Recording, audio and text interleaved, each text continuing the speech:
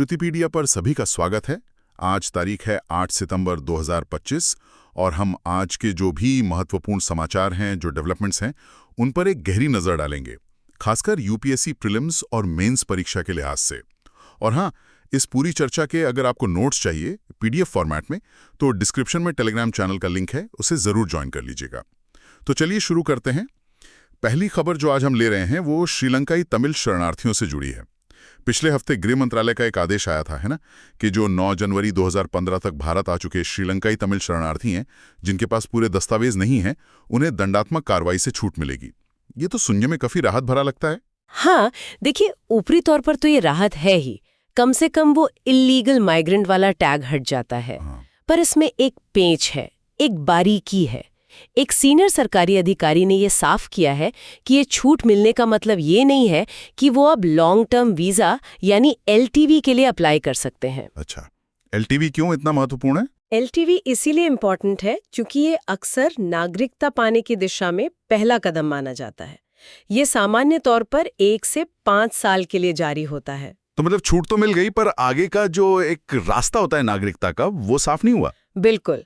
और ये स्थिति उन 6 अल्पसंख्यक समुदायों से बिल्कुल अलग है जो अफगानिस्तान, बांग्लादेश और पाकिस्तान से आए हैं और जिन्हें ऐसी ही छूट मिली है। हाँ, उनके लिए क्या प्रावधान है? उनके लिए ये है कि जो 31 दिसंबर 2024 से पहले भारत आ गए थे, वो इस छूट के बाद एलटीवी के लिए अप्लाई कर सकते हैं। तो उनके लिए एक तरह से रास्ता खुला है कि कम से कम 11 साल भारत में रहने के बाद वो नागरिकता के लिए आवेदन कर पाएं। पर श्रीलंकाई तमिलों के लिए ये विकल्प फिलहाल बंद दिख रहा है। बल्कि एक पुरानी एमएचए की विज्ञप्ति भी है जो राज्यों को सलाह देती है कि जुलाई 1983 के बाद आए श्रीलंकाई शरणार्थियों के नागरिकता आवेदनों पर विचार न करें। तो मतलब तत्काल जो सजा का डर था वो तो हटा दिया गया, लेकिन भारत में उनका लॉन्ग टर्म भविष्य क्या होगा, एलटीवी या नागरिकता मिलेगी या नहीं, ये सब अनिश्चित है। ये भारत की जो शरणार्थी नीति है उसकी जटिलता को भी दिखाता है ना, कि कैसे अलग अलग समूहों के लिए अलग अलग नियम लागू होते दिख रहे हैं। सही कहा। और यूपीएससी के नजरिए से देखें तो ये जीएस पेपर 2 का महत्वपूर्ण टॉपिक है।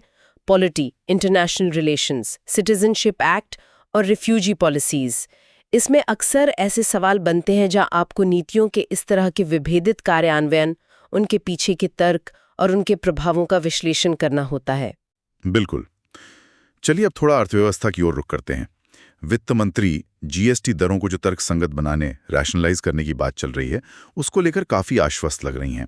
उनका मानना है कि इससे राजस्व में उछाल आएगा। जी हाँ, उनका तर्क ये है कि दरों को सरल बनाने से, जैसे कि वो नई 2 स्तरीय संरचना की बात हो रही है, 5% और 18%, और फिर लग्जरी आइटम्स के लिए 40%, इससे उपभोग यानी कंजम्पशन बढ़ेगा। और ये जो बढ़ी हुई खपत होगी, इससे सरकार को जो अनुमानित राजस्व घाटा हो सकता था लगभग 48,000 करोड़ रुपए का, उसकी भरपाई हो जाएगी, बल्कि शायद उससे ज्यादा ही राजस्व आ जाए। अच्छा, मतलब टैक्स रेट कम करने से जो सीधा नुकसान दिखता है वो कंजम्पशन बढ़ने से पूरा हो जाएगा। हाँ, वो इसे डायनामिक रेवेन्यू कैलकुलेशन कह रही हैं। मतलब ये मानकर चलना कि टैक्स दर बदलने से लोगों के खर्च करने का पैटर्न भी बदलेगा, ना कि सिर्फ मौजूदा आंकड़ों पर आधारित स्टैटिक गणना करना। और इसका इकोनॉमी की ओवरऑल ग्रोथ पर भी असर पड़ने की उम्मीद है। बिल्कुल। वित्त मंत्री का तो ये भी अनुमान है कि जो पहली तिमाही की अच्छी ग्रोथ रेट रही है और ये जीएसटी सुधारों से जो कंजम्पशन को बढ़ावा मिलेगा, उसके चलते अर्थव्यवस्था इस साल जो अनुमानित 6.5 से 8.5% की जीडीपी वृद्धि दर है, उसको भी पार कर सकती है। और फिस्कल डेफिसिट का क्या? उस पर भी वो आश्वस्त है कि राजकोषीय घाटे का लक्ष्य जो जीडीपी का 4.4% है, वो बना रहेगा। उस पर कोई नकारात्मक असर नहीं पड़ेगा। इसी से जुड़ा एक लेख जीएसटी 2.0 की बात कर रहा है, जिसे युवा भारत को सशक्त बनाने वाला बताया गया। उसमें क्या खास बातें हैं? उसमें मुख्य रूप से यही है कि दरें सरल हों, आवश्यक वस्तुओं पर टैक्स का बोझ कम हो, बीमा जैसी सेवाओं को छूट मिले और सबसे जरूरी घरेलू क्रय शक्ति यानी डोमेस्टिक परचेजिंग पावर बढ़े। आपको पता है ये हमारी जीडीपी का 60% से ज्यादा है और इसमें एमएसएमई और भारत का जो डेमोग्राफिक डिविडेंड है यानी युवा आबादी, उस पर भी फोकस है। सही। तो जीएसटी सिर्फ एक टैक्स सुधार नहीं है, ये कई चीजों से जुड़ा है। फेडरल फाइनेंस, महंगाई, ईज ऑफ डूइंग बिजनेस, अर्थव्यवस्था का फॉर्मलाइजेशन। बिल्कुल। और यूपीएससी जीएस पेपर 3 के लिए ये बहुत ही महत्वपूर्ण टॉपिक है। Indian economy, taxation, government budgeting, tax reforms और उनका मल्टी डायमेंशनल इम्पैक्ट, ये अक्सर पूछा जाता है। ठीक है, अब एक चिंताजनक विषय पर आते हैं। पंजाब में जो बाढ़ आई है उसे दशकों में सबसे खराब बताया जा रहा है। आंकड़े तो सच में डराने वाले हैं। करीब 4 लाख लोग प्रभावित, 48 मौतें हो चुकी हैं, 2000 के करीब गांव प्रभावित हुए हैं और नुकसान 13,000 करोड़ से भी ज्यादा का अनुमानित है। फसलें भी 1.72 लाख हेक्टेयर से ज्यादा बर्बाद हो गई। हाँ, तबाही का पैमाना बहुत बड़ा है और इसके मुख्य कारण जाहिर है भारी बारिश और सतलुज, रावी, ब्यास नदियों का उफान है। आईएमडी का डेटा भी यही दिखाता है। 24 जून से राज्य में सामान्य से 53% ज्यादा बारिश हुई है। लेकिन क्या ये सिर्फ प्रकृति का कहर है या इसमें कुछ मानवीय कारण भी हैं? देखिए, विशेषज्ञ और यहाँ तक कि आधिकारिक आकलन भी यही मान रहे हैं कि मानवीय हस्तक्षेपों ने संकट को और ज्यादा बढ़ाया है। इसमें कई चीजें शामिल हैं, जैसे पानी की निकासी के जो प्राकृतिक रास्ते थे, ड्रेनेज सिस्टम, वो अवरुद्ध हो गए हैं। नदियों के जो प्राकृतिक जल चैनल हैं, उन पर अतिक्रमण हुआ है। बेतरतीब निर्माण कार्य हुए हैं, जैसे सड़कें वगैरह बना देना, और अवैज्ञानिक तरीके से काम हुआ है। और वो रेत खनन वाली बात? हाँ, वो बहुत गंभीर मुद्दा है। नदी तल में अवैध रेत खनन ने किनारों के जो तटबंध हैं, उनको बहुत कमजोर कर दिया। इसकी तुलना 1988 की बाढ़ से की जा रही है, जो दिखाता है कि शायद हमने पिछले अनुभवों से पर्याप्त सबक नहीं लिया। और क्लाइमेट चेंज का एंगल, वो कितना महत्वपूर्ण है यहाँ? जलवायु परिवर्तन की भूमिका को भी नजरअंदाज नहीं किया जा सकता। एक क्लाइमेट एक्सपर्ट का कहना है कि ग्लोबल वार्मिंग और खासकर अरब सागर का असामान्य रूप से गर्म होना वातावरण में ज्यादा नमी ला रहा है। इससे जो बारिश होती है वो ज्यादा तीव्र, ज्यादा इंटेंस हो जाती है। मॉनसून के पैटर्न में भी एक तरह की अनियमितता दिख रही है। और हाँ, कुछ सवाल हाइड्रो पावर डैम्स के मैनेजमेंट पर भी उठाए गए हैं। इसमें कुछ राजनीतिक बयानबाजी भी सुनने में आई है। हाँ, वो तो होता ही है। एक दावा ये है कि वाजपेयी बादल सरकार के समय तटबंध मजबूत किए गए थे, लेकिन अवैध खनन ने उन्हें कमजोर कर दिया। पंजाब के वित्त मंत्री ने इसे खारिज किया है। उधर पंजाब सरकार केंद्र से अपना जो बकाया पैसा है वो और अतिरिक्त वित्तीय सहायता मांग रही है। पर मूल बात यह है कि पानी के चैनलों के प्रबंधन और विकास को रेगुलेट करने में एक तरह की प्रणालीगत उपेक्षा, एक सिस्टेमिक निग्लेक्ट नजर आती है। ये तो कई पहलुओं को जोड़ता है, आपदा प्रबंधन, पर्यावरण शासन। बिल्कुल। यूपीएससी के लिए ये जीएस पेपर 1 भूगोल बाढ़, जीएस पेपर 3 आपदा प्रबंधन, पर्यावरण, जलवायु परिवर्तन और जीएस पेपर 2 गवर्नेंस, इन सब के तहत आता है। इसमें मानव प्रेरित आपदाओं, मैनमेड डिजास्टर्स और जलवायु परिवर्तन के मिले-जुले असर पर सवाल बन सकते हैं। चलिए अब केरल चलते हैं। वहां से भी एक स्वास्थ्य संबंधी चिंताजनक खबर आ रही है। अमीबिक मेनिंजोएन्सेफेलाइटिस का एक संदिग्ध मामला सामने आया है कासरगोड जिले में, और हाल ही में राज्य में इस बीमारी से चौथी मौत भी हुई है। हाँ, ये एक बहुत ही दुर्लभ लेकिन उतनी ही घातक मस्तिष्क का संक्रमण है। ये नेग्लेरिया फाउलेरी नाम के एक अमीबा के कारण होता है। ये अमीबा आमतौर पर रुके हुए मीठे पानी में पाया जाता है, जैसे तालाब, झीलें, नदियां। और चिंता की बात क्या है इसमें? चिंता की बात यह है कि हाल ही में एक शिशु की मौत हुई और शक है कि संक्रमण घर के कुएं के दूषित पानी से हुआ। इससे ये आशंका बढ़ गई है कि ये पानी के जरिए भी फैल सकता है, यानी वाटर बॉर्न ट्रांसमिशन हो सकता है। ये शरीर में प्रवेश कैसे करता है और करता क्या है? ये अमीबा नाक के रास्ते से शरीर में घुसता है और फिर सीधे दिमाग तक पहुंच जाता है। वहां ये गंभीर सूजन और टिश्यू डैमेज करता है, जिसे प्राइमरी अमीबिक मेनिंजोएन्सेफेलाइटिस या पैम कहते हैं। शुरुआती लक्षण बहुत आम से लग सकते हैं, जैसे सिर दर्द, बुखार, उल्टी, गर्दन में अकड़न, लेकिन बीमारी तेजी से बढ़ती है और बाद के चरणों में दौरे पड़ना, भ्रम, बेहोशी और यहाँ तक कि कोमा और मृत्यु भी हो सकती है। ये तो बहुत खतरनाक है। अभी कितने मरीज हैं? फिलहाल कोझिकोड अस्पताल में 11 मरीज भर्ती बताए जा रहे हैं। ये वाकई एक गंभीर पब्लिक हेल्थ कंसर्न है। निश्चित रूप से। ये हमें जल स्रोतों की सुरक्षा कितनी जरूरी है और रोग निगरानी, डिजीज सर्वेलेंस का क्या महत्व है, इसकी याद दिलाता है। खासकर रुके हुए या गर्म मीठे पानी में तैरने या नहाने से बचने की सलाह दी जाती है और नाक में पानी ना जाए, इसका ध्यान रखना होता है। यूपीएससी के लिहाज से जीएस पेपर 2 स्वास्थ्य और जीएस पेपर 3 जो विज्ञान और तकनीक रोग के लिए ये प्रासंगिक है। जल जनित बीमारियां, दुर्लभ रोग और सार्वजनिक स्वास्थ्य प्रणालियों की तैयारी और प्रतिक्रिया, ये सब महत्वपूर्ण पहलू हैं। ठीक है, अब थोड़ा चुनावी प्रक्रियाओं की तरफ बढ़ते हैं। एक संपादकीय में बिहार और कर्नाटक में मतदाता सूची की पुनरीक्षण, खासकर नामों को हटाने को लेकर कुछ चिंताएं जताई गई हैं। जी, बिहार का मामला ये है कि वहाँ एक विशेष गहन पुनरीक्षण हुआ था, स्पेशल इंटेंसिव रिवीजन या SIR। उस दौरान कुछ क्षेत्रों में जितने नाम हटाए गए वो संख्या सामान्य जनसांख्यिकी पैटर्न या सांख्यिकी अपेक्षाओं से मेल नहीं खा रही थी। शुरू में इसके सत्यापन के लिए पर्याप्त विवरण भी नहीं दिए गए थे। बाद में सुप्रीम कोर्ट के हस्तक्षेप के बाद ही कुछ डेटा जारी किया गया। और कर्नाटका के आलंद निर्वाचन क्षेत्र में क्या हुआ? वहाँ स्थिति थोड़ी और चिंताजनक बताई जा रही है। आरोप है कि हजारों की संख्या में फर्जी फॉर्म 7 आवेदन मिले। फॉर्म 7 नाम हटाने के लिए होता है। एक स्वतंत्र जांच में कथित तौर पे ये आवेदन फर्जी पाए गए, लेकिन आरोप है कि चुनाव आयोग ECI ने जांच के लिए जो जरूरी तकनीकी रिकॉर्ड चाहिए थे, जैसे कि IP एड्रेस या फोन नंबर जिनसे ये फॉर्म भरे गए, वो देने से इनकार कर दिया। इससे जांच में बाधा आई। तो मतलब मुख्य मुद्दा पारदर्शिता और ECI के डेटा या दावों के स्वतंत्र सत्यापन का है। हाँ, संपादकीय का मुख्य तर्क यही है कि ECI के दावों और उसके द्वारा जारी डेटा के इंडिपेंडेंट वेरिफिकेशन के लिए कोई मजबूत व्यवस्था नहीं है। इससे राजनीतिक दलों और ECI के बीच एक तरह का विश्वास का संकट, ट्रस्ट डेफिसिट, बढ़ सकता है।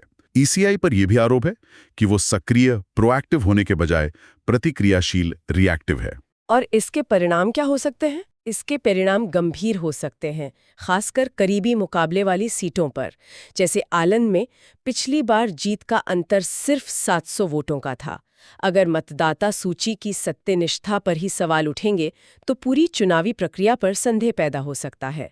पारदर्शिता की कमी ऐसे विवादों को और बढ़ा सकती है। तो ECI की भूमिका पर सवाल उठ रहे हैं। हाँ, लेख यही कहता है कि ECI की जिम्मेदारी है कि वो इन चिंताओं को दूर करे, आलंद जांच में सहयोग करे और फॉर्म 7 जैसे प्रावधानों के दुरुपयोग को रोकने के लिए कदम उठाए। ये तो सीधे सीधे UPSC GS पेपर 2 राज व्यवस्था से जुड़ा मामला है। चुनाव आयोग, चुनावी सुधार, संवैधानिक निकाय, ECI की स्वतंत्रता, निष्पक्षता और कामकाज के तरीके पर अक्सर सवाल बनते रहे।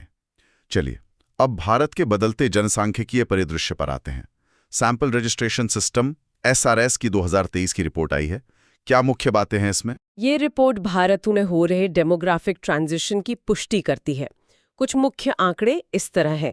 पहला, अशोधित जन्म दर यानी क्रूड बर्थ रेट CBR और कम होकर 18.4 प्रति 1000 जनसंख्या हो गई है। 2022 में ये 19.1 थी। और फर्टिलिटी रेट? कुल प्रजनन दर यानी टोटल फर्टिलिटी रेट TFR भी गिरकर 1.9 पर आ गई है। 2021-22 में ये 2.0 थी। अब ये 2.1 के रिप्लेसमेंट लेवल से नीचे चली गई है। रिप्लेसमेंट लेवल से नीचे जाने का मतलब क्या है? इसका मतलब है कि औसतन एक महिला अपने प्रजनन काल में अब 2.1 से कम बच्चे पैदा कर रही है। लंबी अवधि में ये जनसंख्या को स्थिर करने या घटाने की ओर ले जाता है। क्या ये गिरावट पूरे देश में एक जैसी है? नहीं, इसमें काफी क्षेत्रीय भिन्नता है। जैसे बिहार में TFR अब भी सबसे ज्यादा है 2.8, जबकि दिल्ली में ये सबसे कम 1.2 है। कुल मिलाकर 18 राज्य और केंद्र शासित प्रदेश अब रिप्लेसमेंट लेवल से नीचे आ चुके हैं। और एक और महत्वपूर्ण बात इस रिपोर्ट से निकलकर आती है, हमारी आबादी बूढ़ी हो रही है। 60 साल से ज्यादा उम्र के लोगों का अनुपात अब बढ़कर जनसंख्या का 9.7% हो गया है। केरल इसमें सबसे आगे है, जहां ये 15% है। भारत दुनिया का सबसे ज्यादा आबादी वाला देश है, करीब 1.46 बिलियन लोग। लेकिन ये आंकड़े तो भविष्य में जनसंख्या में गिरावट और एक बूढ़े होते भारत, ग्रेइंग नेशन की तरफ साफ इशारा कर रहे हैं। इसके निहितार्थ क्या होंगे? इसके निहितार्थ बहुत गहरे और व्यापक हैं। एक तरफ तो हमें जो मौजूदा डेमोग्राफिक डिविडेंड है, यानी हमारी युवा आबादी का जो फायदा है, उसका सही इस्तेमाल करना होगा तेजी से। वहीं दूसरी तरफ हमें भविष्य की चुनौतियों के लिए तैयार रहना होगा। हमारी नीतियां अब तक ज्यादा लोगों के लिए योजना बनाने पर केंद्रित रही हैं। अब हमें फोकस बदलना होगा एक उम्र दराज होती आबादी और शायद घटते हुए कार्यबल श्रिंकिंग वर्कफोर्स के प्रबंधन पर ध्यान देना होगा। इसमें क्या क्या शामिल होगा? इसमें बहुत कुछ आएगा। स्वास्थ्य सेवाएं, खासकर बुजुर्गों के लिए, पेंशन सिस्टम, सामाजिक सुरक्षा, स्किल डेवलपमेंट, ताकि कम लोग भी उत्पादक बने रहें। ये एक बड़े नीतिगत बदलाव की मांग करता है। ये तो वाकई एक बड़ा शिफ्ट है। यूपीएससी के लिहाज से ये कई पेपर्स को छूता है। जीएस पेपर 1 जनसंख्या और संबंधित मुद्दे, जीएस पेपर 2 सामाजिक न्याय, स्वास्थ्य, शिक्षा, मानव संसाधन और जीएस पेपर 3 भारतीय अर्थव्यवस्था, डेमोग्राफिक डिविडेंड। जनसंख्या परिवर्तन के सामाजिक आर्थिक प्रभाव पर निश्चित रूप से सवाल बन सकते हैं। चलिए अब एक ऐसी परियोजना पर बात करते हैं जिस पर काफी विवाद है। ग्रेट निकोबार की 72,000 करोड़ रुपए की मेगा इंफ्रास्ट्रक्चर परियोजना। एक लेख में इसके खिलाफ कई गंभीर चिंताएं उठाई गई हैं। यह ध्यान रखना जरूरी है कि ये एक पक्ष की राय है और हम इसके तर्कों को निष्पक्ष रूप से समझने की कोशिश करेंगे। जी हाँ, लेख कई गंभीर चिंताएं सामने रखता है। सबसे पहली और शायद सबसे महत्वपूर्ण चिंता है वहां की स्वदेशी जनजातियों के लिए खतरा। इसमें निकोबारी जनजाति के लोग हैं जिनके अपनी पैतृक भूमि से विस्थापन का खतरा है, और शोम्पेंग जनजाति है जो एक पीवीटीजी यानी पर्टिकुलरली वल्नरेबल ट्राइबल ग्रुप है। उनके रिजर्व क्षेत्र को डीनोटिफाई करने, उनके आवास के विनाश और उनके अस्तित्व पर ही खतरे की बात कही गई है। आरोप ये भी है कि सरकार की अपनी शोम्पेन नीति, जो उनके कल्याण को प्राथमिकता देती है, उसकी अनदेखी की जा रही है। और क्या प्रक्रियात्मक अनियमितताओं का भी जिक्र है इसमें? बिल्कुल। लेख कहता है कि राष्ट्रीय अनुसूचित जनजाति आयोग NCST से सलाह नहीं लिया गया, जो संविधान के अनुच्छेद 338A का उल्लंघन हो सकता है। वहां के जनजातीय परिषद ने जो चिंताएं जताई थी, उन्हें कथित तौर पर नजरअंदाज किया गया। यहां तक कि उन्होंने अपनी दी हुई अनापत्ति NOC भी वापस ले ली थी। सामाजिक प्रभाव आकलन, सोशल इम्पैक्ट असेसमेंट, SIA में कथित तौर पर इन जनजातियों का जिक्र तक नहीं है। और वन अधिकार अधिनियम फॉरेस्ट राइट्स एक्ट 2006 के तहत शोम्पेन जनजाति से जो सहमति लेनी चाहिए थी, वो भी नहीं ली गई। ये तो गंभीर आरोप हैं। पर्यावरण पर क्या असर पड़ेगा, इस पर क्या कहा गया है? पर्यावरण पर बहुत बड़े और शायद अपरिवर्तनीय इरिवर्सिबल असर की आशंका जताई गई है। अनुमान है कि द्वीप का लगभग 15% जंगल काटा जाएगा। पेड़ों की संख्या का अनुमान 8,50,000 से लेकर 58 लाख तक लगाया गया है। इससे वहां का जो अद्वितीय वर्षावन पारिस्थितिकी तंत्र है, रेन फॉरेस्ट इकोसिस्टम, वो नष्ट हो जाएगा। और इसके बदले में जो पेड़ लगाने की बात है, वो हरियाणा में लगाने की योजना है। लेख इसकी आलोचना करता है कि हजारों किलोमीटर दूर एक बिल्कुल अलग पारिस्थितिकी तंत्र में पेड़ लगाना कोई वास्तविक क्षतिपूर्ति नहीं है। और तटीय क्षेत्र पर? हाँ, जो बंदरगाह का प्रस्तावित स्थल है, वो कछुओं के घोंसले बनाने की एक महत्वपूर्ण जगह, टर्टल नेस्टिंग साइट है। और वहाँ मूंगा चट्टानें, कोरल रीफ्स भी हैं। ये CRZ 1A जोन में आता है, जहाँ ऐसी गतिविधि प्रतिबंधित होती है। आरोप है कि नियमों में हेरफेर किया गया। वन्यजीवों पर असर, जैसे कि निकोबार लॉन्ग टेल्ड मकाक, उसकी चिंताओं को भी कथित तौर पर नजरअंदाज किया गया। जैव विविधता आकलन की मेथोडोलॉजी पर भी सवाल उठाए गए हैं, जैसे कछुओं का आकलन ऑफ सीजन में करना। और एक और बड़ा जोखिम, भूकंप का खतरा। हाँ, ये पूरा क्षेत्र एक उच्च भूकंपीय क्षेत्र में आता है। हम 2004 की सुनामी की भयावहता जानते हैं। हाल ही में भी वहां 6.2 तीव्रता का भूकंप आया था। लेख का तर्क है कि ऐसे संवेदनशील क्षेत्र में इतनी बड़ी परियोजना बनाना न सिर्फ भारी निवेश, इंफ्रास्ट्रक्चर और लोगों की जान को खतरे में डालना है, बल्कि उस नाजुक पारिस्थितिकी तंत्र को भी जोखिम में डालना है। तो ये मूल रूप से विकास बनाम पर्यावरण और जनजातीय अधिकारों की जो क्लासिक बहस है, उसका एक बड़ा उदाहरण है। बिल्कुल। ये उचित प्रक्रिया, पर्यावरण प्रभाव आकलन EIA और सामाजिक प्रभाव आकलन SIA के महत्व को रेखांकित करता है। संक्षेप में कहें तो ग्रेट निकोबार परियोजना के खिलाफ प्रक्रियात्मक खामियों, जनजातीय समुदायों के अधिकारों के हनन, गंभीर पर्यावरणीय क्षति की आशंकाओं और भूकंपीय जोखिमों के आधार पर मजबूत तर्क प्रस्तुत किए गए हैं। UPSC के लिए ये एक बहुत महत्वपूर्ण केस स्टडी है। GS पेपर 3 पर्यावरण संरक्षण अवसंरचना AIA, GS पेपर 2 कमजोर वर्गों के लिए कल्याणकारी योजनाएं, जनजातीय अधिकार और GS पेपर 1 भूगोल, इन सभी के लिए प्रासंगिक है। ठीक है। अब भारत में प्रत्यक्ष विदेशी निवेश यानी एफडीआई के हालिया रुझानों पर एक विश्लेषण देखते हैं। ये भी एक लेख पर आधारित राय है, तो हम इसके मुख्य बिंदुओं पर चर्चा करेंगे। हाँ, देखिए, एफडीआई भारत के लिए 1991 के आर्थिक सुधारों के बाद से ही बहुत महत्वपूर्ण रहा है। आधुनिकीकरण के लिए, नई तकनीक लाने के लिए, वैश्विक बाजारों से जुड़ने के लिए, जैसे ई कॉमर्स, सॉफ्टवेयर वगैरह में हमने देखा है। हाल के आंकड़े क्या बता रहे हैं? क्या एफडीआई आ रहा है? ऊपरी तौर पर देखें तो सकल अंतर्वाह ग्रॉस इनफ्लोस ठीक लगते हैं। वित्त वर्ष 2025 में करीब 81 बिलियन डॉलर का एफडीआई आया, जो पिछले साल से 13.7% ज्यादा है। तो ये सुनने में तो अच्छा लगता है, लेकिन इसमें जरूर कोई लेकिन होगा। लेकिन ये है कि ये पूरी कहानी नहीं है। पहली बात, FY22 में ये पीक पर था, फिर FY24 में गिरा और FY25 में थोड़ी रिकवरी हुई है।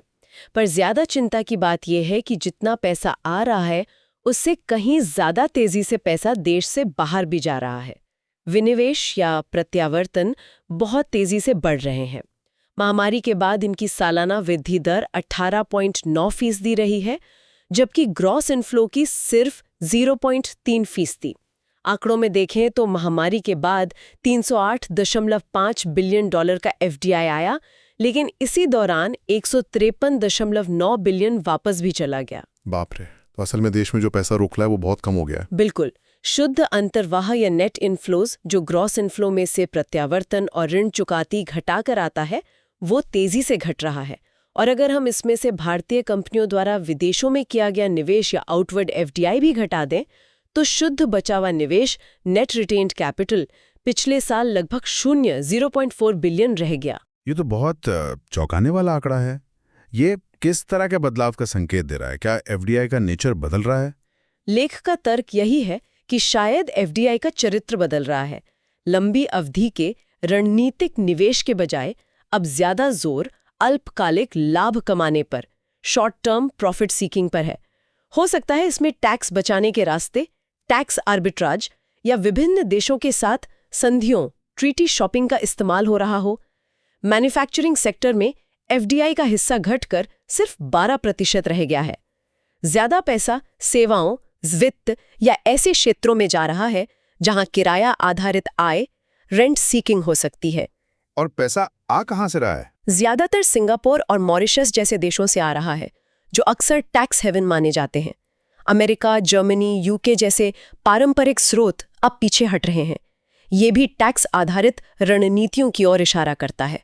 और भारतीय कंपनियां भी बाहर ज्यादा निवेश कर रही हैं। इसका क्या कारण बताया जा रहा है? हाँ, भारतीय फर्म्स का आउटवर्ड एफडीआई भी काफी बड़ा है। FY12 में 13 बिलियन डॉलर से बढ़कर FY25 में 29.2 बिलियन डॉलर हो गया है। लेख में इसके कारण बताए गए हैं: घरेलू नियामक मुद्दे, डोमेस्टिक रेगुलेटरी इश्यूज, बुनियादी ढांचे की कमी, नीतियों में अप्रत्याशिता, अनप्रिडिक्टेबल पॉलिसी फ्रेमवर्क। तो इस पूरे विश्लेषण का निष्कर्ष क्या निकलता है? लेख का निष्कर्ष यह है कि इस तरह के एफडीआई का भारत के दीर्घकालिक विकास पर असर सीमित है। ये शायद घरेलू अर्थव्यवस्था को मजबूत करने में उतना योगदान नहीं दे रहा जितना देना चाहिए, जैसे रोजगार सृजन या नवाचार में, बल्कि ये भरोसे के क्षरण, इरोजन ऑफ कॉन्फिडेंस का संकेत हो सकता है और व्यापक आर्थिक स्थिरता, मैक्रो इकोनॉमिक स्टेबिलिटी जैसे भुगतान संतुलन, बीओपी या मुद्रा के लिए जोखिम भी पैदा कर सकता है। तो फिर रास्ता क्या है? लेख क्या सुझाव देता है? सुझाव यह है कि हमें सिर्फ हेडलाइन आंकड़ों, ग्रॉस इनफ्लोज से आगे देखने की जरूरत है। हमें ऐसे सुधारों को प्राथमिकता देनी चाहिए जो लंबी अवधि की प्रतिबद्धता वाले निवेश को आकर्षित करें, जैसे नियमों को सरल बनाना, नीतिगत स्थिरता सुनिश्चित करना, बुनियादी ढांचे में सुधार करना, कौशल विकास पर ध्यान देना और ऐसे निवेश को आकर्षित करना जो हमारे विकास लक्ष्यों के अनुरूप हो, जैसे मैन्युफैक्चरिंग, क्लीन एनर्जी, टेक्नोलॉजी। मतलब एफडीआई की गुणवत्ता, उसकी स्थायित्व और रणनीतिक संरेखण पर फोकस करना होगा। ये वाकई सोचने वाली बात है। सिर्फ एफडीआई का आंकड़ा देख लेना काफी नहीं है, उसकी क्वालिटी भी देखनी होगी। UPSC GS paper 3 Indian economy, investment models, resource mobilisation, liberalisation के लिए ये बहुत महत्वपूर्ण विश्लेषण है। चलिए अब अंत में भारत चीन सीमा समझौतों के इतिहास पर एक नजर डालते हैं, खासकर 1993 के सीमा शांति और स्थिरता समझौते, बीपीटीए और 1996 के समझौते पर। इनका बैकग्राउंड क्या था? देखिए, 1988 में जब राजीव गांधी चीन गए थे, उसके बाद सीमा मुद्दे पर बातचीत फिर से शुरू हुई थी। लेकिन भारत में राजनीतिक अस्थिरता का दौर था, तो असल में इस पर फोकस नरसिम्हा राव सरकार के समय 1991 के बाद ही बन पाया। उस समय भारत आर्थिक उदारीकरण के दौर से गुजर रहा था और सीमा पर शांति बनाए रखना जरूरी था। तो जॉइंट वर्किंग ग्रुप की बैठकें हुई, मिलिट्री लेवल पर बातचीत शुरू हुई, सीमा व्यापार भी 1992 में फिर से शुरू हुआ। तो 1993 का जो BPTA था, जो राव की बीजिंग यात्रा के दौरान साइन हुआ, उसकी मुख्य बातें क्या थी? उसका जो मूल सिद्धांत था अनुच्छेद 1 में, वो ये था कि सीमा का सवाल शांतिपूर्ण तरीकों से हल किया जाएगा, बल का प्रयोग या उसकी धमकी नहीं दी जाएगी। और अगर किसी पक्ष की सेना वास्तविक नियंत्रण रेखा line of actual control LAC का उल्लंघन करती है, तो दूसरी तरफ से चेतावनी मिलने पर वो तुरंत पीछे हट जाएगी। ये पहली बार था जब LAC शब्द का आधिकारिक तौर पर किसी समझौते में इस्तेमाल हुआ। और क्या था उसमें? अनुच्छेद 2 में ये था कि दोनों पक्ष LAC के पास न्यूनतम बल बनाए रखेंगे और सेनाओं को कम करने का सिद्धांत होगा पारस्परिक और समान सुरक्षा, म्यूचुअल एंड इक्वल सिक्योरिटी, जिसमें भौगोलिक स्थिति और भूभाग के अंतर का ध्यान रखा जाएगा। ये महत्वपूर्ण था क्योंकि दोनों तरफ का टेरेन बहुत अलग है। कुल मिलाकर लक्ष्य था LAC पर स्थिति को स्थिर करना, सीमा विवाद को एक तरफ रखकर बाकी क्षेत्रों में संबंध बनाना। ठीक है। फिर 1996 का समझौता आया जब चीन के राष्ट्रपति जियांग ज़ेमिन भारत आए थे। इसमें क्या नया था? 1996 का समझौता दरअसल 1993 के BPTA का ही विस्तार था, खासकर सैन्य विश्वास बहाली के उपायों, कॉन्फिडेंस बिल्डिंग मेजर्स CBMs के मामले में। इसमें फिर से दोहराया गया कि बल प्रयोग नहीं करेंगे, LAC का सम्मान करेंगे, और इसमें और ज्यादा विशिष्ट बातें थीं, जैसे सैन्य बलों और कुछ खास तरह के हथियारों जैसे टैंक, तोपें, मिसाइल को कम करने या सीमित करने पर सहमति बनी। इनकी सीमाएं तय करने की बात हुई। LAC के पास बड़े सैन्य अभ्यास न करने पर सहमति बनी, और अगर किए भी जाते हैं तो उनका रुख डायरेक्शन दूसरी तरफ से दूर रखा जाएगा, जिसका चीन ने 2020 में साफ उल्लंघन किया था। लेकिन इन समझौतों में एक बुनियादी कमी रह गई थी, है ना? हाँ, सबसे बड़ी विफलता या कमी कह लीजिए, वो थी 1996 के समझौते के अनुच्छेद X में। उसमें लिखा था कि इस समझौते का कार्यान्वयन इस बात पर निर्भर करेगा कि दोनों पक्ष LAC के संरेखण अलाइनमेंट पर एक आम समझ, कॉमन अंडरस्टैंडिंग पर पहुंचे, और यही आम समझ कभी बन ही नहीं पाई। नक्शे बदलने की कोशिश तो हुई थी शायद। हाँ, कोशिश हुई थी। मध्य सेक्टर के नक्शे 2000 में बदले गए थे, पश्चिमी सेक्टर के नक्शे 2002 में बदले गए, लेकिन वो इतने अलग थे कि दोनों पक्षों ने तुरंत एक दूसरे के नक्शे वापस कर दिए। दोनों ही अपनी मैक्सिमलिस्ट पोजीशन दिखा रहे थे।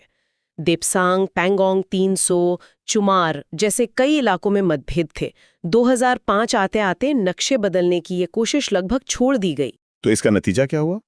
नतीजा ये हुआ कि LAC को परिभाषित करने में जो ये बुनियादी विफलता रही, उसने सीमा पर टकरावों को लगभग अनिवार्य बना दिया। प्रयास इस पर होना चाहिए था कि टकराव संघर्ष में न बदलें, लेकिन मूल समस्या जस की तस बनी रही। संक्षेप में कहें तो 1993 और 1996 के प्रमुख समझौतों का उद्देश्य LAC पर शांति और स्थिरता लाना था, जिसमें सेना कम करना और CBMs शामिल थे।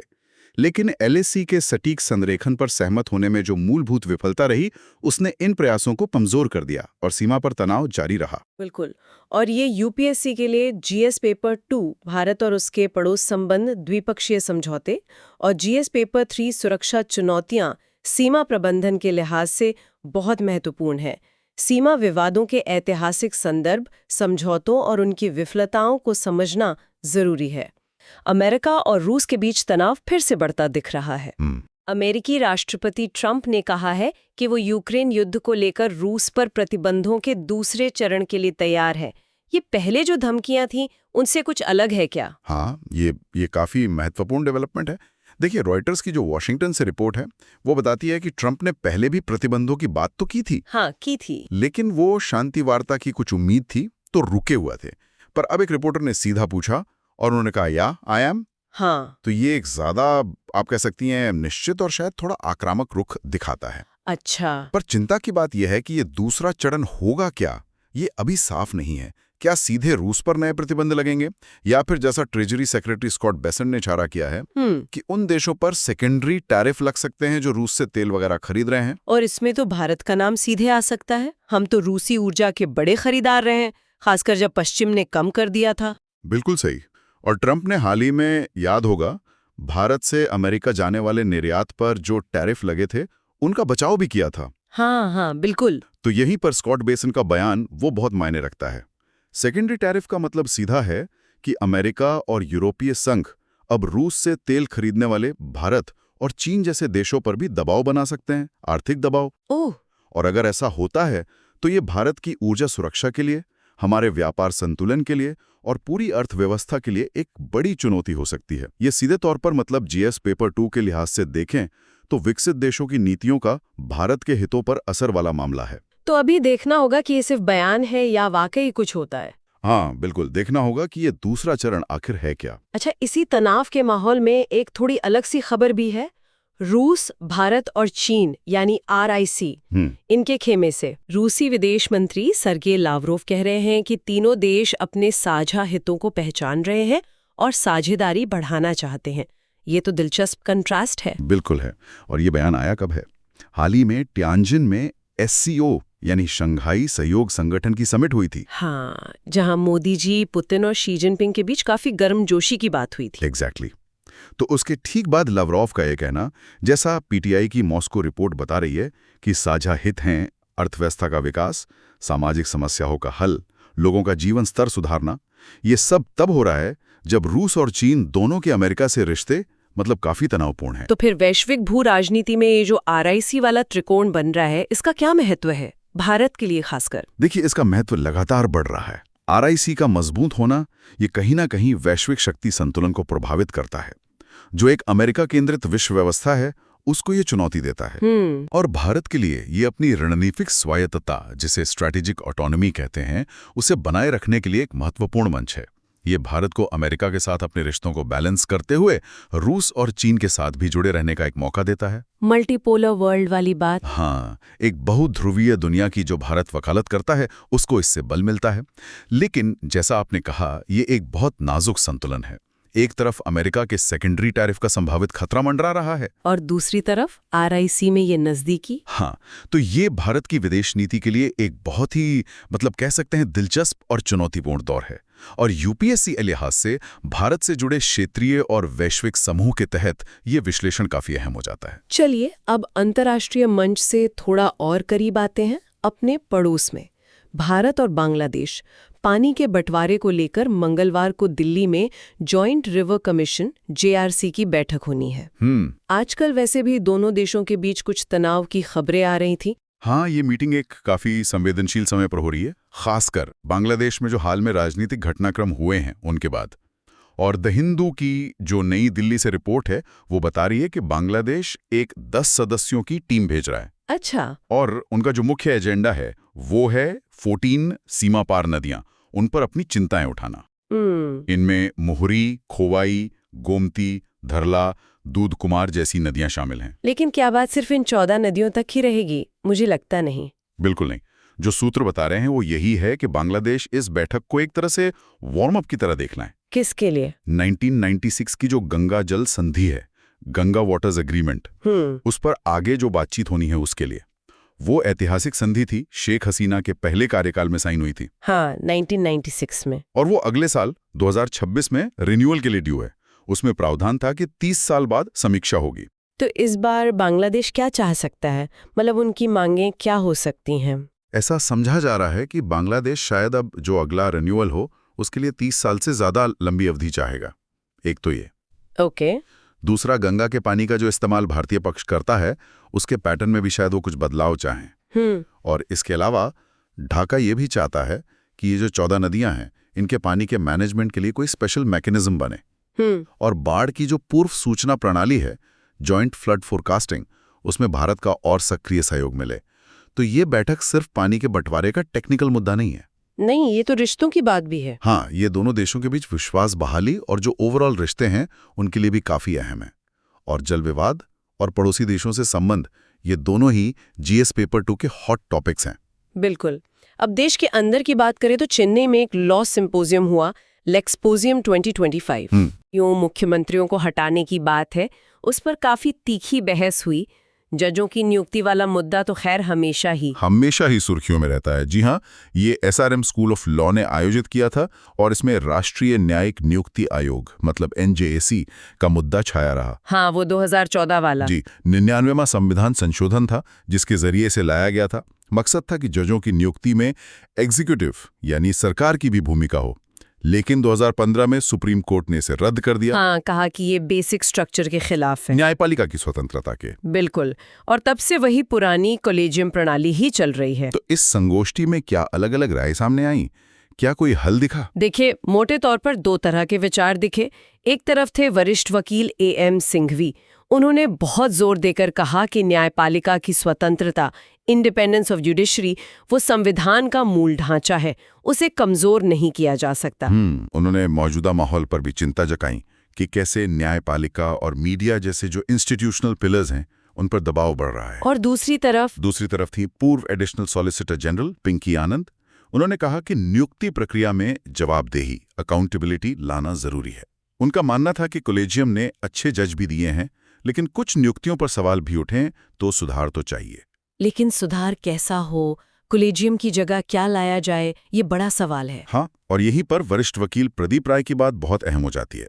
उन्होंने कहा कि कॉलेजियम की जगह जो भी सिस्टम आए वो पॉलिटिकल इंटरफेरेंस से, राजनीतिक दखलंदाजी से पूरी तरह मुक्त होना चाहिए। उनका वो कोट था, अंपायर को न्यूट्रल होना चाहिए। बिल्कुल, the umpire has to be neutral. ये दिखाता है कि ऐसा सिस्टम बनाना कितना मुश्किल है जिसमें स्वतंत्रता भी रहे और जवाबदेही भी। मतलब कोई भी सिस्टम शायद परफेक्ट नहीं है और संतुलन साधना ही सबसे बड़ी चुनौती है। और उस बिल का क्या जिसमें प्रधानमंत्री, मुख्यमंत्री या मंत्रियों को 30 दिन जेल होने पर हटाने का प्रस्ताव है, उस पर भी बात हुई? हाँ, उस पर भी बात हुई और इस पर AM सिंघवी ने काफी कड़ी प्रतिक्रिया दी। उन्होंने कहा कि इसका मकसद तो सिर्फ रूलिंग पार्टी का विरोध करने वालों को डराना, धमकाना और कंट्रोल करना है। अच्छा। उनका तर्क था कि ये राजनीतिक विरोध को दबाने की कोशिश है। तो ये पूरी बहस, चाहे वो जजों की नियुक्ति हो या जनप्रतिनिधियों को हटाने का बिल, ये भारत में शक्तियों के पृथक्करण, सेपरेशन ऑफ पावर्स, संवैधानिक संतुलन और शासन की गुणवत्ता, इन सब के लिए बहुत महत्वपूर्ण है। और UBSC के लिए भी। हाँ, जुडिशरी का structure, functioning, appointment, separation of powers, ये सब GS पेपर 2 के कोर टॉपिक्स हैं। चलिए, अब कुछ अलग, थोड़ी हल्की फुल्की लेकिन दिलचस्प खबरों की तरफ चलते हैं। अरुणाचल प्रदेश से एक खबर है। देश का वो गांव जहां सूरज की पहली किरणें पड़ती हैं, डोंग, वो अपने पहले सनराइज फेस्टिवल की मेजबानी करेगा। पूर्वी बसा हुआ स्थान माना जाता है। बिल्कुल। और मुख्यमंत्री पेमा खांडू ने घोषणा की है कि ये 5 दिन का उत्सव होगा, इसी साल 29 दिसंबर से 2 जनवरी तक। सोचिए, नए साल की पहली सुबह का स्वागत उगते सूरज की भूमि में करना। कितना अच्छा अनुभव होगा। ये सिर्फ टूरिज्म से बढ़कर भी कुछ लगता है ना, खासकर उस इलाके के लिए। निश्चित रूप से ये सिर्फ एक टूरिज्म एक्टिविटी नहीं है, ये जो हमारे सीमावर्ती क्षेत्र हैं, बॉर्डर एरियाज, उनके सामरिक और सांस्कृतिक महत्व को भी दिखाता है। हाँ, बात तो सही है। इससे वहां की स्थानीय संस्कृति को, अर्थव्यवस्था को बढ़ावा मिलेगा और अंजाव जैसे जो दूर दराज के इलाके हैं उनको नेशनल मैप पे एक पहचान मिलेगी। ऐसी पहले आप कह सकते हैं बॉर्डर एरिया डेवलपमेंट और उन्हें मुख्य धारा से जोड़ने की कोशिशों का हिस्सा है। और ये GS पेपर 1 में कल्चर, ज्योग्राफी और GS पेपर 3 में बॉर्डर एरिया डेवलपमेंट दोनों से जुड़ता है। हाँ, बिल्कुल। अब रुख करते हैं विज्ञान और तकनीक की दुनिया का। अंतरिक्ष विज्ञान से एक बहुत ही रोचक खोज सामने आई है। अच्छा। खगोलविदों ने पाया है कि वो जो न्यू होराइजन्स स्पेसक्राफ्ट है जो प्लूटो के पास से गुजरा था, हाँ, न्यू होराइजन्स, वो सिर्फ 2 तारों को देखकर अंतरिक्ष में अपना रास्ता पता लगा सकता है। अरे वाह, ये कैसे? हाँ, ये कमाल की तकनीक है। इसे कहते हैं स्टेलर पैरालैक्स। आसान भाषा में समझने की कोशिश करते हैं। हाँ, बताइए। जैसे अगर आप अपनी एक उंगली चेहरे के सामने रखें और बारी बारी से एक आंख बंद करके देखें तो पीछे की दीवार के मुकाबले उंगली हिलती हुई दिखेगी। हाँ, दिखती है। बस यही पैरालैक्स है। अब न्यू होराइजन्स जो है वो पृथ्वी से अरबों किलोमीटर दूर है। तो जब पृथ्वी और न्यू होराइजन्स दोनों एक ही पास वाले तारे को देखते हैं तो दूर वाले तारों के पृष्ठभूमि में वो पास वाला तारा थोड़ा अलग जगह पर दिखता है। ओके। तो अप्रैल 2020 में टीम ने न्यू होराइजन्स के कैमरे से 2 करीबी तारों को देखा, प्रॉक्सिमा सेंटोरी और वुल्फ 359। अच्छा, वो हमारे सबसे करीबी तारे हैं। जी। तो उनकी पोजीशन में जो फर्क दिखा उससे नेविगेशन कैसे हुआ? ये तो कमाल है। बिल्कुल। तारों की पोजीशन में ये जो बहुत मामूली सा फर्क दिखा, जिसे पैरेलैक्स एंगल कहते हैं, उसको मापकर टीम ने न्यू होराइजन्स की सटीक पोजीशन कैलकुलेट कर ली। और वो सही निकली। हाँ, और वो कैलकुलेशन पृथ्वी से रेडियो सिग्नल भेजकर जो दूरी पता लगाई गई थी, करीब 46.89 एस्ट्रोनॉमिकल यूनिट्स, उसके बहुत करीब 47.11 AU निकली। मतलब ये तरीका काम करता है। गजब। और रिसर्चर्स का कहना है कि ये शायद स्पेसक्राफ्ट को नेविगेट करने का सबसे सिंपल तरीका हो सकता है। कोई बहुत फैंसी उपकरण नहीं चाहिए, बस एक अच्छा कैमरा, एक स्टैंडर्ड कंप्यूटर और तारों की पोजीशन का डेटाबेस। तो क्या भविष्य के मिशन में से इस्तेमाल किया जा सकता है? देखिए, अभी तो ये एक एजुकेशनल डेमोन्स्ट्रेशन था, मतलब ये साबित करने के लिए कि हाँ, ये मुमकिन है। लेकिन सोचिए, भविष्य के जो डीप स्पेस मिशंस होंगे, जैसे इंटरस्टेलर ट्रैवल, तारों के बीच यात्रा। एग्जैक्टली, जहां पृथ्वी से सिग्नल भेजना या नेविगेट करना बहुत मुश्किल या असंभव हो जाएगा, वहां ये तकनीक कितनी काम आ सकती है।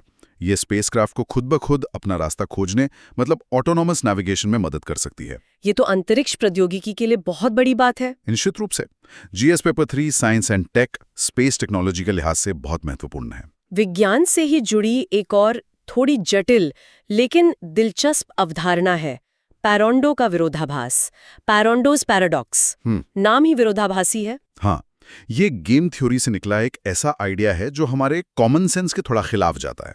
अच्छा, कैसे? ये कहता है कि दो ऐसी रणनीतियां या स्ट्रैटेजीज जो अगर आप अकेले अकेले इस्तेमाल करें तो हमेशा नुकसान ही देंगी, मतलब लूजिंग स्ट्रैटेजीज हैं। हाँ।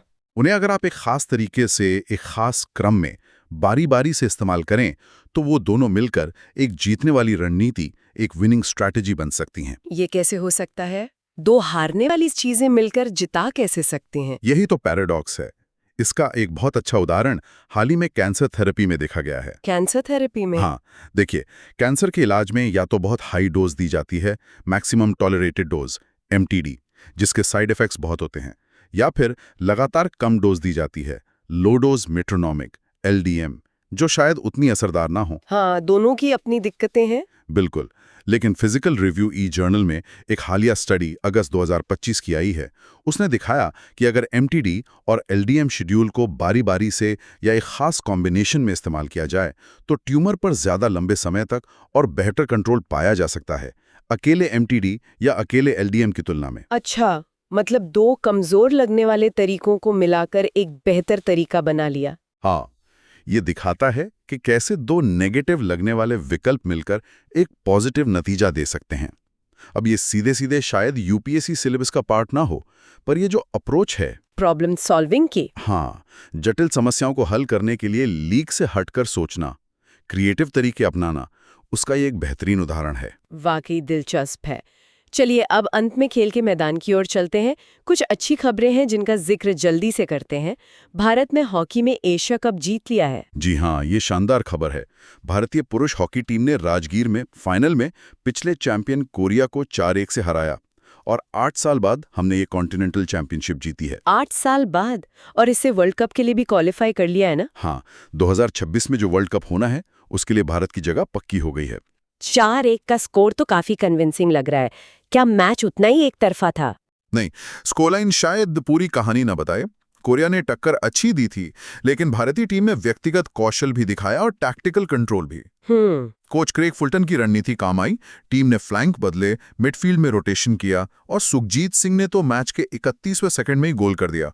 टूर्नामेंट में भारत का सबसे तेज गोल था वो। अरे वाह। दिलप्रीत सिंह ने भी 2 गोल किए, तो ये टीम के बढ़ते कॉन्फिडेंस को दिखाता है। और तीरंदाजी आर्चरी से भी बड़ी खबर है। बिल्कुल, और ये तो ऐतिहासिक है। भारतीय कंपाउंड पुरुष टीम ने वर्ल्ड आर्चरी चैंपियनशिप में भारत को पहला गोल्ड मेडल दिलाया है। पहला गोल्ड कंपाउंड में? जी हाँ, कंपाउंड मेंस टीम इवेंट में ग्वांगजू कोरिया में फाइनल हुआ। ऋषभ यादव, अमन सैनी और प्रथमेश फुगे की तिकड़ी ने फ्रांस को हराया।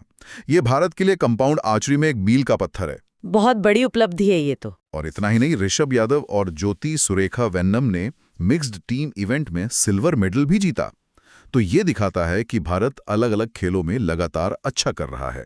तो ये थी श्रुतिपीडिया पर 8 सितंबर 2025 के समाचारों की हमारी गहन पड़ताल।